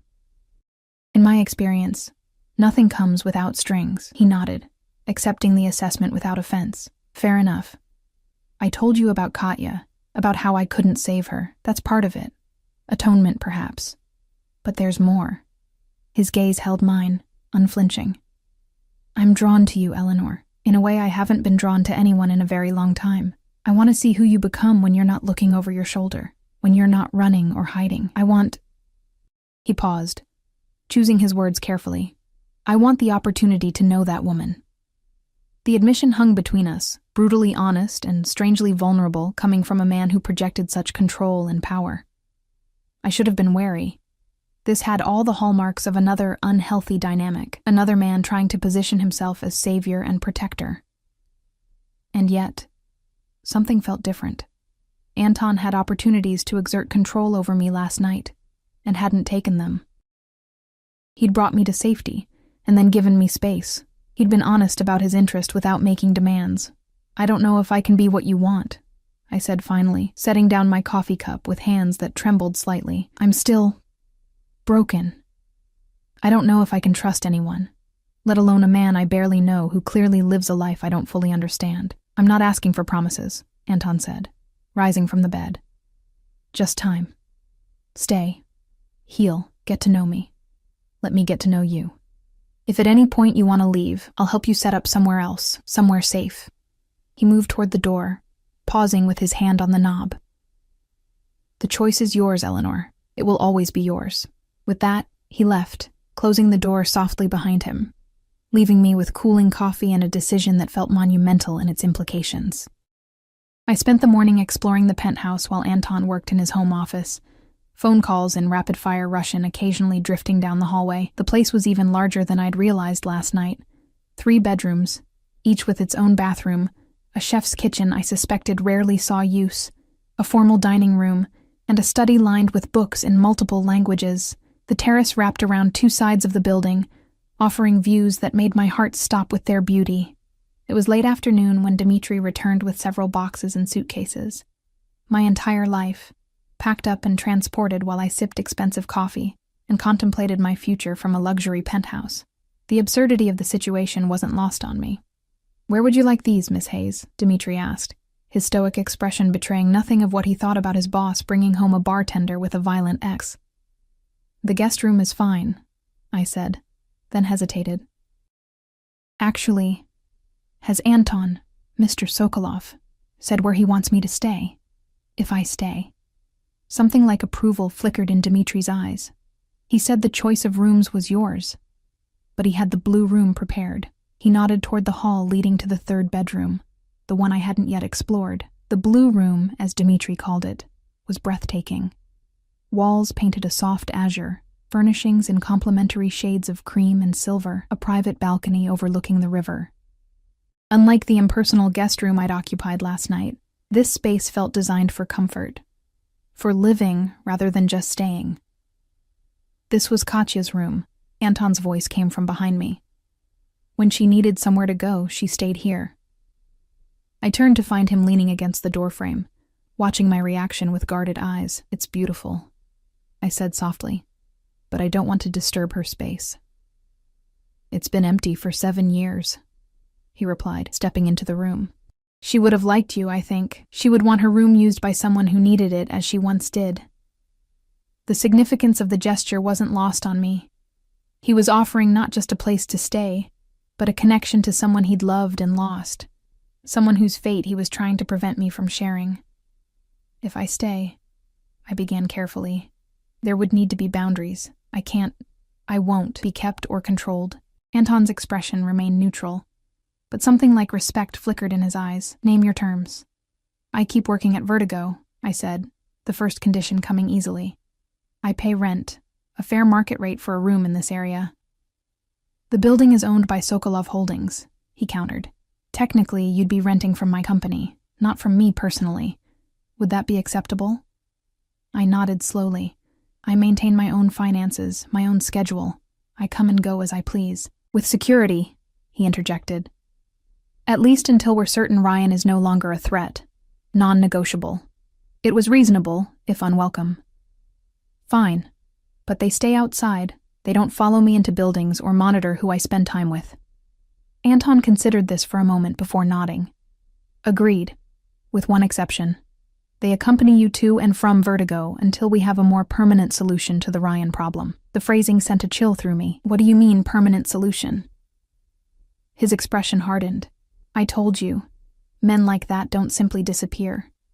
He'll try again. Next time, we'll be ready." "I don't want him hurt," I said quickly, surprising myself with the surge of protectiveness for a man who'd nearly killed me less than 24 hours ago. "Whatever happened between us, whatever he did, I don't want blood on my hands." Anton studied me for a long moment, something like wonderment crossing his features. "Still defending him, even now?" "Not defending," I corrected, moving to the window to escape the intensity of his gaze. I don't want to be responsible for violence. There's been enough of that already. I heard him approach, felt his presence behind me, close but not touching, respecting the invisible barrier I'd erected. I promise you this, he said, his voice low and solemn. Whatever happens with Ryan Daniels, it will be his choices that determine his fate, not yours. You bear no responsibility for the consequences of his actions. It wasn't exactly the reassurance I'd been seeking, but I recognized it was the most he would offer. I turned to face him, finding him closer than I'd expected, those blue eyes searching mine. One last condition, I said, my voice steadier than I felt. No expectations. No pressure. Whatever this is between us, I gestured vaguely between our bodies, indicating the unnamed tension that had hummed since our first meeting. It develops naturally or not at all. A slow smile spread across his face, genuine and warm, in a way that transformed his features from merely handsome to devastating. I believe in fate, Eleanor. What's meant to happen between us will happen in its own time. He extended his hand formally. Do we have an agreement? I placed my hand in his much larger one, feeling calluses I wouldn't have expected on a man who wore bespoke suits and owned luxury penthouses. Agreement. His fingers closed around mine, warm and solid. Welcome home, then. Home. The word echoed strangely in my chest, hopeful and terrifying in equal measure. I'd thought I'd found home in my tiny apartment, in my independence. Now I was entering into an arrangement that felt precarious in its complexity, with a man whose world operated by rules I didn't understand. And yet, as Anton released my hand and moved away, giving me space to absorb my decision, I felt something I hadn't experienced since before Ryan entered my life. The quiet certainty that I was exactly where I needed to be. Over the next 2 weeks, we settled into a rhythm that felt surprisingly natural. Anton was often gone during the day. Legitimate business meetings, he claimed, though I had my suspicions about some of the less formal gatherings that took place at Vertigo after hours. I continued working at the club, now accompanied by a rotating security detail that maintained a discreet distance, but was always watchful. Natasha had raised an eyebrow the first night I arrived with one of Anton's men, but asked no questions. The staff treated me differently now, with a deference that made me uncomfortable until Vivian explained it in her characteristically blunt fashion. You live under his protection now, she said, as we restocked the bar before opening. That makes you untouchable. I'm still just a bartender, I protested. Vivian's laugh was sharp. Honey, you were never just anything from the moment Anton took an interest in you. The sooner you accept that, the easier your life will be. I wasn't sure I wanted to accept it. The implications that I was somehow Anton's, that I belonged to him rather than with him. And yet, I couldn't deny the safety I felt in his presence, the way conversation flowed easily between us over late-night meals when I returned from Vertigo, the comfort of knowing he was just down the hall as I fell asleep in Katya's blue room. Nothing physical had happened between us beyond the occasional brush of hands or lingering glance. True to his word, Anton seemed content to let whatever was developing between us unfold at its own pace. It was a courtesy Ryan had never extended. His pursuit had been relentless from our first meeting, overwhelming in its intensity until I mistook persistence for passion. There had been no sign of Ryan since that night in the alley. Anton assured me his men were keeping tabs on my ex, that he remained in Chicago, but had made no further attempts to approach me. The bruises on my throat had faded to yellow, then disappeared entirely, but the memory of his hands there remained. Phantom pressure that sometimes woke me gasping in the night. On those nights, I would often find Anton in the living room, working at his laptop or reading, as if he somehow sensed my distress. He never mentioned my nightmares, simply offered me tea or stronger spirits, and sat with me in companionable silence until the panic subsided. It was on one such night, nearly 3 weeks after moving into the penthouse, that something shifted between us. I'd woken from a particularly vivid dream, Ryan's hands around my throat, transforming into a noose, tightening as he watched impassively. I stumbled to the kitchen for water, finding Anton at the dining table, papers spread before him, reading glasses perched on his nose in a surprisingly humanizing detail. He looked up at my entrance, immediately setting aside his work. Bad dream? I nodded, filling a glass from the filtered tap. The usual. Anton watched me for a moment, then rose and crossed to the liquor cabinet, retrieving a bottle of the same cognac we'd shared the night of his father's memorial. This will help more than water. I accepted the glass he offered, our fingers brushing in the exchange. A simple touch that nonetheless sent warmth cascading through me. What are you working on so late? He hesitated, seeming to debate how much to share. Acquisition paperwork. A property on the west side. Business never sleeps? I perched on the edge of the dining table, close enough that I could see the documents, legal language, property descriptions. Nothing obviously nefarious. Not in my world. He removed his glasses, rubbing the bridge of his nose in a gesture of fatigue. In that moment, he looked almost ordinary, a tired businessman, rather than the intimidating figure who commanded immediate respect wherever he went. Your world, I echoed, the cognac emboldening me. Are you ever going to tell me exactly what that entails? What you really do beyond owning nightclubs and real estate? Anton studied me for a long moment, his expression unreadable. Would knowing change how you see me? Probably, I admitted. But I'm already living with a man who casually threatens people and has a security team that would make a presidential detail jealous. I think I'm entitled to know who I'm sharing space with. A smile tugged at the corner of his mouth. Fair enough. He moved to stand beside me, close enough that I could feel the heat of him, smell the familiar cologne that had become synonymous with safety in my mind. My father built an empire from nothing when he came to this country. Import, export, construction, entertainment venues, real estate. Some of it strictly legitimate, some less so. Criminal enterprises, I clarified, needing him to say it directly. By American legal standards, yes. He didn't flinch from the characterization. When he died, I inherited everything, the legitimate businesses and the others. I've spent the last decade legitimizing as much as possible, moving capital into legal ventures, establishing Sokolov Holdings as a respected firm. But not everything, I pressed. Anton shrugged, one elegant lift of his shoulder. There are certain services that remain profitable precisely because they exist outside traditional channels. Protection, conflict resolution, asset recovery, intimidation, violence, theft, I translated, watching his face for reaction. If necessary, he conceded, meeting my gaze unflinchingly, though I prefer to consider it justice applied outside the limitations of a flawed legal system. Like with Ryan, I said softly. Something darkened in his expression. He hurt you. He would have killed you. The law would have given him a restraining order that he would have ignored, as men like him always do. His hand rose, fingers ghosting over my throat where the bruises had been. In my world, actions have immediate consequences. It's more honest in many ways. I should have been horrified by the casual way he justified violence, by the glimpse into a moral code that operated outside the boundaries of law. Instead, I found myself leaning into his touch, the cognac and late-hour lowering defenses I'd carefully maintained. And what about me? I asked, my voice barely above a whisper. Where do I fit in this world of yours?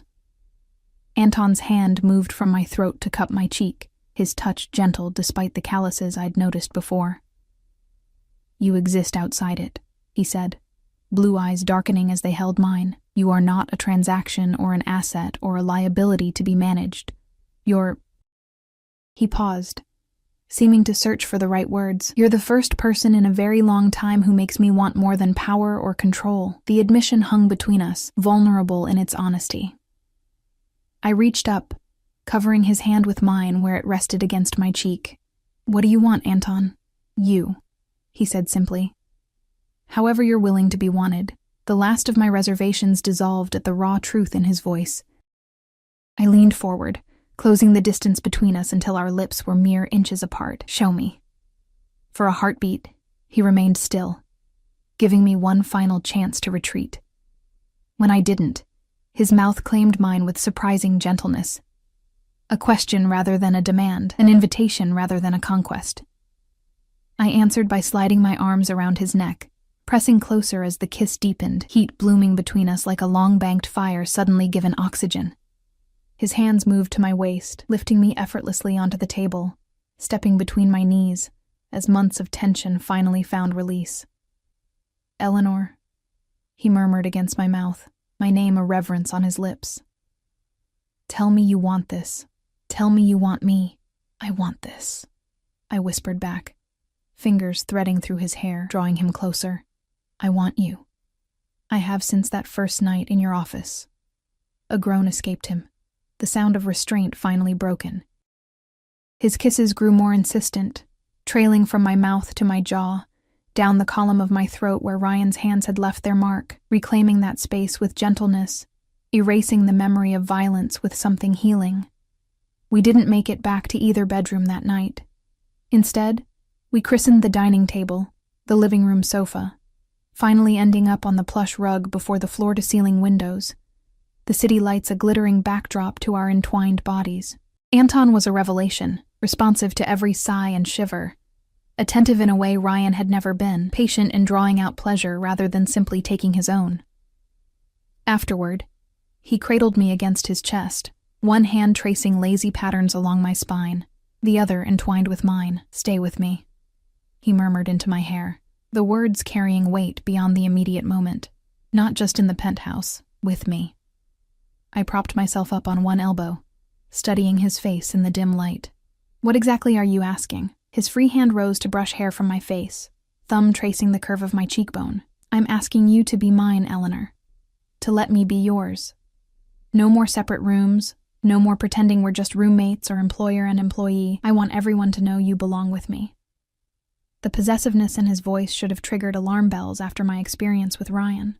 Instead, it warmed me from within, because Anton had demonstrated again and again that he viewed possession not as control, but as protection, as partnership. "There would have to be rules," I said, echoing our earlier negotiation. "I maintain my independence. My job at Vertigo becomes real, not just a cover. I want to earn my place, not be given it because I'm sleeping with the boss." A smile spread across his face, genuine and warm. Counteroffer. "You become manager at Vertigo. You've got the skills and the staff already respects you. It's a natural progression and has nothing to do with us." I considered this, finding no immediate objection. "And the other conditions? Your independence is not negotiable," Anton agreed readily. "I have no desire to cage you, Eleanor. I simply want to share my life with you, to build something together." "Something legitimate," I specified, needing clarity. "I won't be involved in the other aspects of your business." His expression sobered. "I would never expose you to that world. Never ask you to compromise your principles." He sat up, bringing me with him, hands framing my face with surprising tenderness.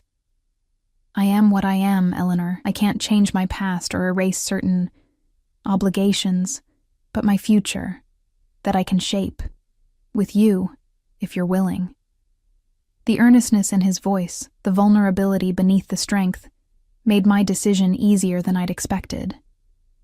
"Yes," I said simply.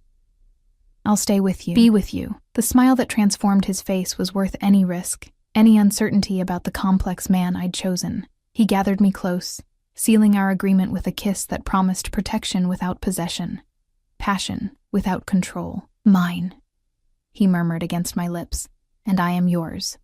In that moment, looking into eyes the color of a winter sky, I finally understood what had drawn me to Anton Sokolov from our first meeting. Not just the power or the safety he represented, but the recognition of a kindred spirit. Someone who understood darkness because they'd walked through it themselves. Someone who valued strength because they knew how hard-won it could be. With Ryan, I'd been a possession to be controlled and punished. With Anton, I was something to be cherished and protected. A distinction that made all the difference. As dawn broke over the city, painting the sky in shades of pink and gold, I drifted to sleep in Anton's arms, finally at peace with my choice, with the strange path that had led me from one man's cage to another man's open door.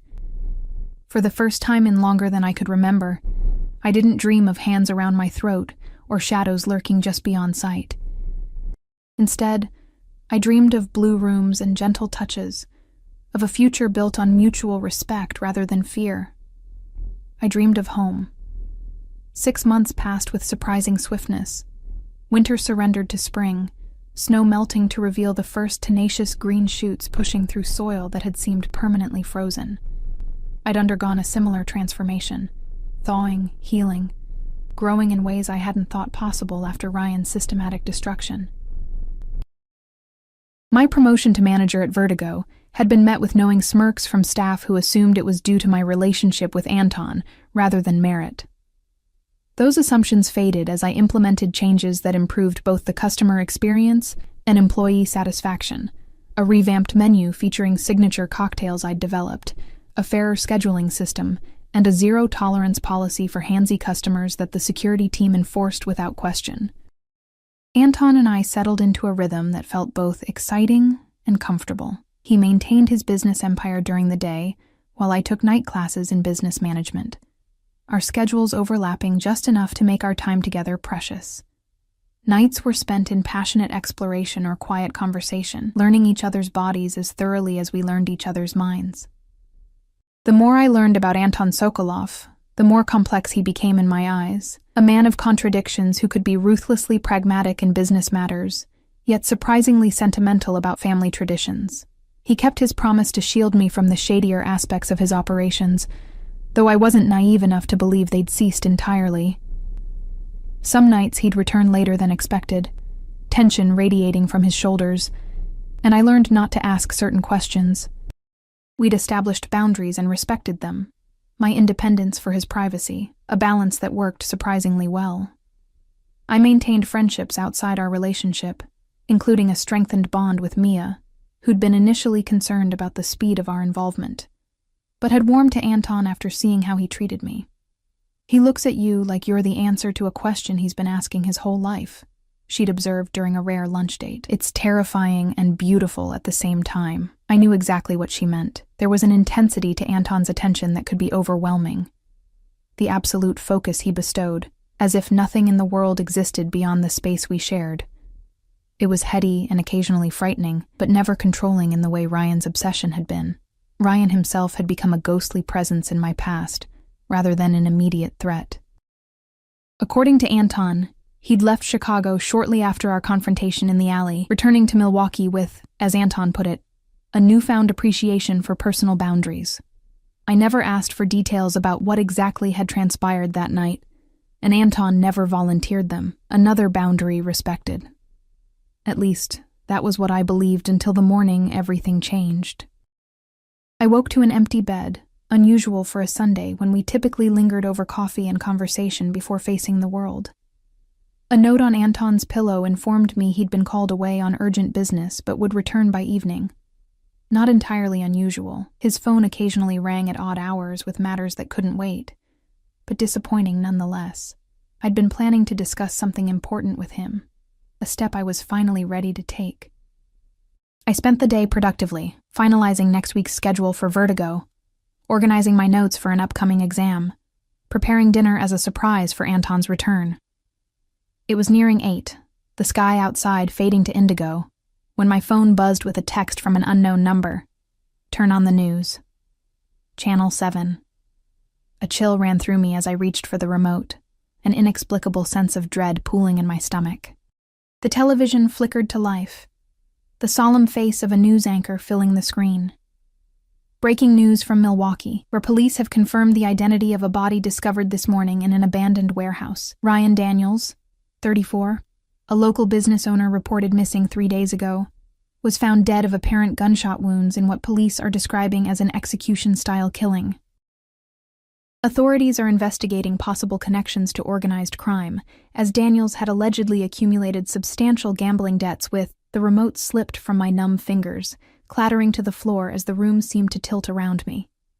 Ryan. Dead. Execution style.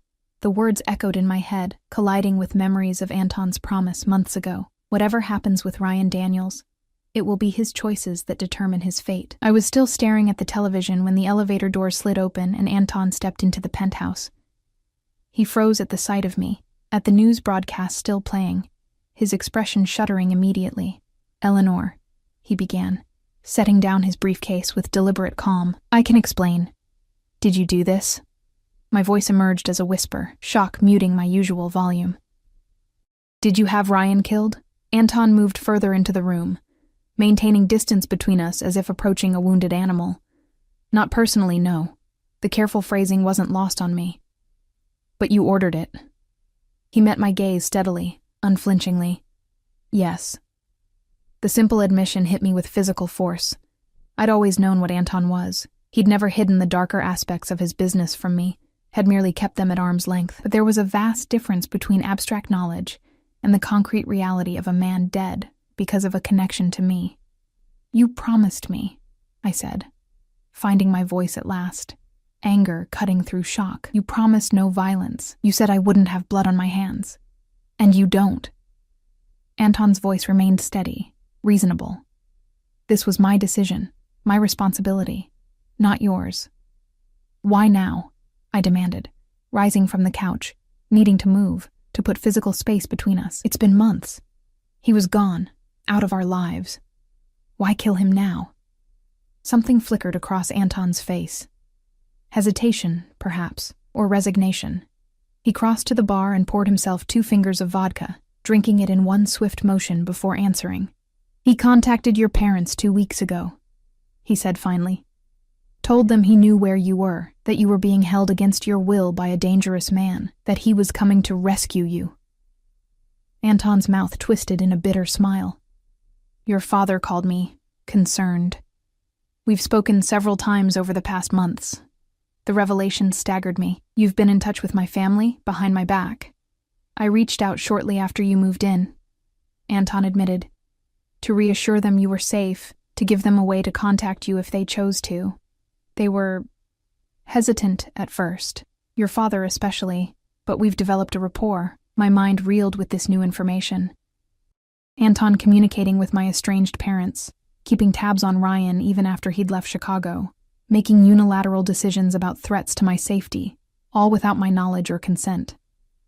You should have told me, I said, anger building beneath the shock, about Ryan contacting my parents, about whatever surveillance you've had on him all this time. These were my decisions to make, Anton. My life. I was protecting you, he countered, voice hardening slightly. Ryan was becoming unhinged. His messages to your parents were increasingly erratic, his gambling debts mounting. He was a desperate man with nothing to lose, Eleanor. It was only a matter of time before he made another attempt to find you, to hurt you. So you had him killed. I said it flatly, not as a question this time. I eliminated a threat to your safety. Anton set down his glass with precise control. I would do it again without hesitation. The certainty in his voice chilled me. This was the Anton that others feared. The man who made life or death decisions with cold calculation, who viewed violence as simply another tool at his disposal. I'd known this side of him existed, had glimpsed it the night he confronted Ryan in the alley, but had allowed myself to believe it would never touch me directly. You made me complicit, I said, the realization dawning with sickening clarity. By not telling me, by not giving me a choice, you made me part of this. Anton moved toward me, stopping when I flinched back. You are not responsible for my actions, Eleanor. This blood is on my hands alone. But I'm sleeping in the same bed as those hands, I exploded, tears finally breaking free. I'm loving the man who ordered a killing for me. Don't you see how that makes me involved? Pain flashed across Anton's features, quickly masked. Would you rather I had waited? Let him come after you again? Perhaps succeed this time where he failed before. I would rather have had a choice, I shot back. Been told the truth so I could decide what level of protection I was comfortable with. This wasn't protection, Anton. This was you making a unilateral decision about my life, just like Ryan did. Different methods, same result. My agency taken away. The comparison landed like a physical blow. Anton actually stepped back, shock registering before his expression closed off entirely. I am nothing like him. Aren't you? I challenged, anger giving me courage. You decided what was best for me. You acted without my knowledge or consent. You eliminated what you perceived as a threat to your possession of me. Each word felt like a knife, cutting between us, severing what we'd built. The only difference is your methods were more sophisticated, your cage more comfortable. Silence stretched between us, heavy with unspoken words and mounting regret. I watched emotions war across Anton's face, anger, hurt, and something deeper that might have been fear. When he finally spoke, his voice was controlled but tight with emotion. "I didn't see it as a cage," he said quietly. "I saw it as protection, as love." "Love doesn't make these kinds of decisions without consultation," I responded, my own voice breaking. "Love respects boundaries and agency." "And if respecting your agency meant watching you die at his hands?" Anton challenged, a flicker of his usual intensity breaking through the control. "What then?" The question hung between us, impossible to answer with any certainty. I moved to the windows, staring out at the city lights blurring through my tears, the life we'd built together, the safety, the passion, the understanding I'd thought we shared. Suddenly felt like a beautiful illusion. "I need space," I said finally, turning back to face him. I can't process this while living here, sharing your bed, pretending everything is normal when a man is dead because of his connection to me." Anton went very still, his face paling slightly. "Are you leaving me?" The raw vulnerability in the question nearly broke my resolve. 6 months of memories flashed through my mind. Anton bringing me tea after nightmares, his patience as I learned to trust physical intimacy again, the way his eyes lit up when I entered a room. I loved him. Deeply. Completely. But this was a line I hadn't been prepared to cross. "I don't know," I admitted honestly. "I need time to think, to figure out if I can reconcile who you are with who I thought you were, with who I want to be." He nodded once, the gesture stiff with suppressed emotion. "Where will you go?" "Mia's, for now." I'd already texted her during the news broadcast, receiving an immediate offer of her spare room for as long as I needed it. "I'll still manage Vertigo. I won't abandon my responsibilities. But I can't stay here. Not right now." Anton crossed to his desk and removed a key from the top drawer. "Take this," he said, holding it out to me. "It's to the condo in Lincoln Park, the one we looked at last month. It's yours, purchased in your name only. You can stay there instead of with Mia." I stared at the key, the implications sinking in. "You bought that property? When were you planning to tell me?" A ghost of a smile touched his lips. "I was going to surprise you next week, for your birthday. The deed is in the safe, made out to Eleanor Hayes only. No connection to Sokolov Holdings or me personally. The gesture was so perfectly Anton. Thoughtful yet high-handed. Generous yet controlling in its assumption of what I would want. I took the key reluctantly, our fingers brushing in the exchange. "Thank you," I said, meaning it despite everything. "But this doesn't change what happened. What you did." "I know." He stepped back, maintaining the distance I'd established between us. "For what it's worth, I'm not sorry he's dead, but I am sorry I kept it from you. Sorry I made you feel caged." The acknowledgement was more than I'd expected. I nodded, unable to find words that wouldn't either wound him further or compromise my own integrity. Without another word, I retreated to our bedroom, his bedroom now I supposed, and packed a bag with mechanical efficiency. Clothes, toiletries, the textbooks I'd need for classes. Personal items, but nothing he'd given me as gifts. Those I left behind, unsure if I'd ever return to claim them. Anton was waiting by the elevator when I emerged, his face a mask of control that did nothing to hide the anguish in his eyes. "Dmitri will drive you," he said, voice rough with emotion. "I've instructed him to remain at your disposal for whatever you need, for as long as you need." "I can take a taxi," I began, but he cut me off with a sharp gesture. "Please, allow me this much at least.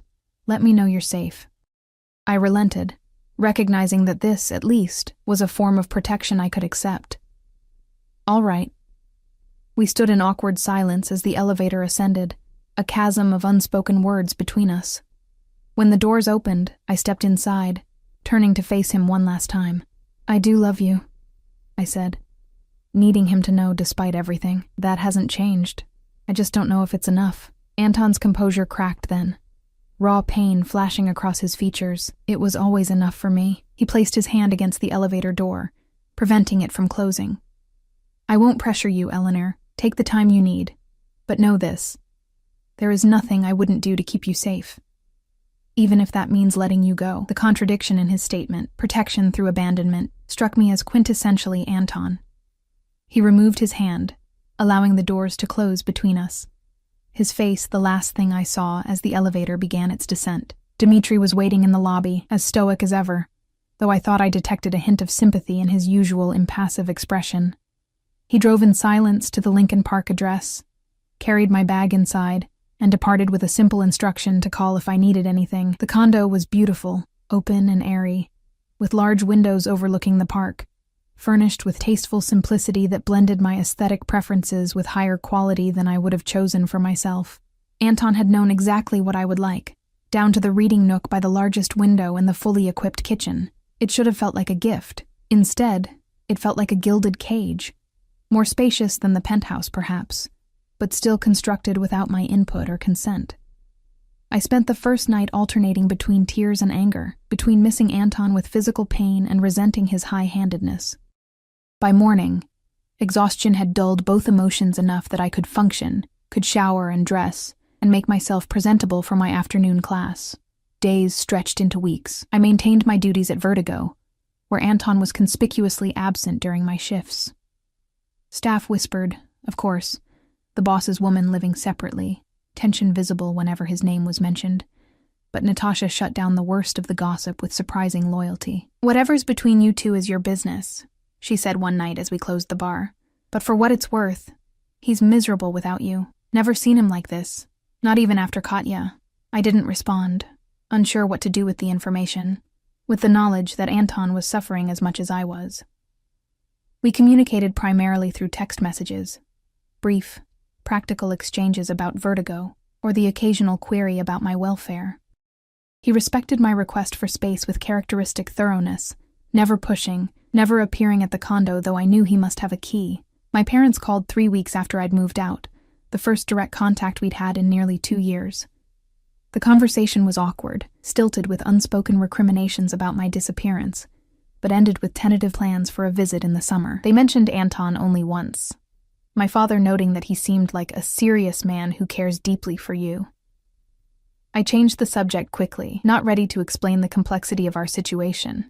It was nearly 2 months after I'd left the penthouse when the package arrived. A small box delivered by courier, requiring my signature.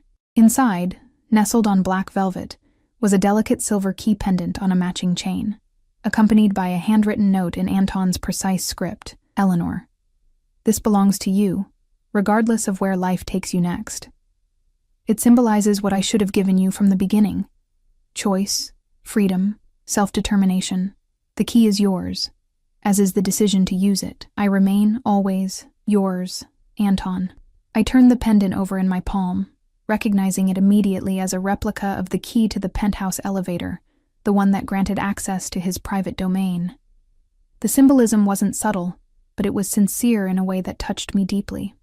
Anton, who controlled everything in his world with meticulous precision, was offering me the one thing he found most difficult to give: the freedom to choose him, or not, on my own terms. That night, I dreamed of him for the first time since leaving. Not nightmares of violence or blood, but simple memories of his smile across the breakfast table, his hand warm against the small of my back, his voice reading aloud from Russian poetry as I drifted to sleep. I woke with tears on my cheeks and clarity in my heart. The decision had been forming slowly, over weeks of separation, of reflection on what I could live with, versus what I needed to be whole. Ryan's death still troubled me, the method, the timing, the secrecy, but I'd come to understand that Anton's world operated by different rules than the one I'd grown up in. Justice moved faster, consequences were more immediate, and protection sometimes required preemptive action. Could I love a man capable of ordering another's death? The question had haunted me for weeks. But perhaps the better question was, could I love Anton Sokolov with clear eyes, knowing exactly who and what he was, neither idealizing nor demonizing him? The answer, I discovered, was yes, but only if he could meet me halfway, could recognize that protection without respect for agency was just another form of control. I dressed with care that evening before heading to Vertigo, the key pendant resting against my collarbone beneath my uniform shirt. Anton wouldn't be there. He never was during my shifts now. But Dmitri would report my appearance, my demeanor, as he always did. The message would be delivered. The club was busy for a Wednesday, the VIP section occupied by a group of businessmen I recognized as associates of Anton's, legitimate partners as far as I knew. I supervised the bar with practiced efficiency, my mind elsewhere, counting the hours until closing. At exactly midnight, my phone buzzed with a text from an unknown number. South entrance. Black car waiting. My heart stuttered in my chest, recognizing Anton's method of communication even through the anonymous number. I finished my current task, informed Natasha I needed a break, and slipped out through the staff exit to find the familiar black SUV idling at the curb. The back door opened as I approached, revealing Anton sitting alone in the spacious interior. He looked thinner than I remembered, shadows beneath his eyes suggesting sleepless nights that matched my own. He wore one of his impeccable suits, but his tie was loosened, top button undone, small signs of the strain he'd been under. "Eleanor," he said simply. My name carrying all the weight of 2 months separation. I slid into the seat beside him, the door closing behind me with soft precision. For a long moment, we simply looked at each other, cataloging changes, searching for signs of the connection that had sustained us before. "You got my gift," he observed, eyes dropping to where the pendant would be beneath my shirt. I reached up and withdrew it, the silver catching the dim light within the vehicle. "It's beautiful. Symbolic." "I meant what I wrote," Anton said quietly. "The choice is yours. It always should have been." "That's why I'm here," I replied, turning to face him fully. "To talk about choices. Yours and mine." He nodded, tension visible in the set of his shoulders. "Wherever you wish to go. Your penthouse," I said decisively. "We need privacy for this conversation." A flicker of hope crossed his features, before he schooled his expression to neutrality, of course. The ride passed in silence, neither of us willing to begin the conversation in the confined space of the car, under the watchful eye of the driver. Anton maintained a careful distance between us, though I caught him watching me when he thought I wouldn't notice, his gaze hungry in a way that had nothing to do with physical desire and everything to do with simple longing for connection. The penthouse was exactly as I remembered it, though subtle changes spoke of my absence. A single wine glass by the sink instead of 2, books rearranged on shelves, a throw blanket missing from the couch where I'd often wrapped myself during late-night conversations. Anton moved to the bar by habit, then paused, glancing back at me. "Would you like a drink?" "No," I said, removing my uniform jacket and draping it over a chair. "I want clarity for this conversation." He nodded, abandoning the bar to face me across the expanse of the living room. "I'm listening." I took a deep breath, organizing thoughts I'd rehearsed for days. "I've had a lot of time to think about us, about what happened with Ryan, about who you are and who I am." I met his gaze directly. "I still love you." That never stopped, not even when I was angriest. Relief flickered across his face, quickly tempered by wariness. But love isn't enough without trust, without honesty." I moved toward him slowly. "What you did, having Ryan killed without telling me, making that decision unilaterally, broke something between us. Not because he's dead, but because you didn't trust me enough to involve me in a decision that directly affected my life." Anton didn't flinch from the accusation. "I wanted to protect you from having to make that choice, from the burden of knowing that wasn't your decision to make," I countered. "My burdens are mine to bear or reject. When you took that choice from me, you treated me as something to be sheltered rather than an equal partner." He was silent for a long moment, considering my words with the same intensity he brought to everything. "You're right," he said finally. "I've spent so long protecting others, my family, my people, you, that it became instinct rather than choice. I saw a threat and eliminated it, the way I've always done." His eyes met mine, naked honesty in their blue depths. I didn't consider that the protection itself could become another kind of cage. The admission, so contrary to his usual certainty, his unwavering conviction in his own judgment, stunned me. "You understand why I left then?" "I understand," he said softly. "I don't agree, but I understand." And I respect your perspective. The words seemed to cost him, the concept of respecting a viewpoint that contradicted his own clearly unfamiliar territory. I closed the distance between us, close enough to feel his warmth, but not touching. If I come back, things would need to change.